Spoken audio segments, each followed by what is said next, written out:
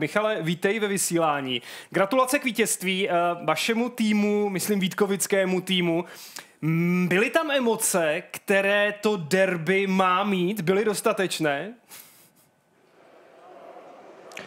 Tak dobrý večer v prvom rade. A myslím, že z strany Ostravy, FBC Ostravy určite, od nás určite nie. Ono to tam pokulhávalo a myslím si, že musíme na tom trošku zapracovať, že keď sa nám úplne nedarí technicky, tak musíme viac dostať tú energiu z tých emócií, ktoré sme tam dneska trošku postradali.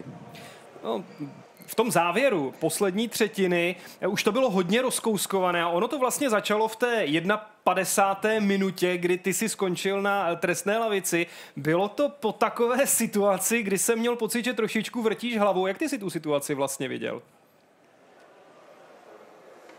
No, ja neviem, čo sa stalo predtým, ale viem, že som nejak získal balón, dostal som gilotinu na hlavu, som mal pocit, a chcel som ho akurát nahrať Batkimu pred kasou, čo som aj nahral.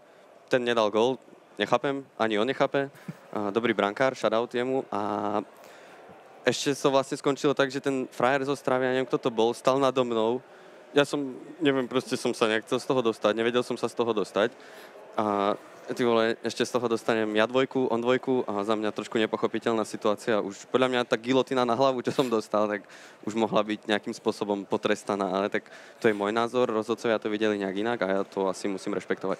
Ondřej. Ahoj Pašky, tak tady to bylo aspoň emotivní minimálně v tom rozhovoru. Ještě mě zajímá hra tvojí formace. V čem byla Ostrava tak dobrá, že se vaše formace prosadila proti soupeři pouze jednou? Úprimne by som to zhodnotil z tej druhej strany. Ja si myslím, že my sme dneska boli špatní. Ani nie, že by oni boli... Nechcem ich zhadzovať samozrejme, ale ja to vnímam tak, že úplne nám to nesadlo. Ten štvrtok, trošku sa stále nejak trápime herne, snažili sme sa z toho vyťažiť, úplne sme sa do toho nedostali. Skrz tie emócie, skrz nejaké súboje 1-1, technicky nám to nesedelo, takže vravím, ja si myslím, že dneska to bolo skôr z tej našej strany, že my sme neboli tak dobrí, aby sme ich trošku viac prehrávali a sme to viac pridržiavali, viac sme sa s tým hrali, nešili tie balóny rýchlo. No, musíme sa zlepšiť asi minimálne, keď sa pozriem na tento zápas v každom aspekte.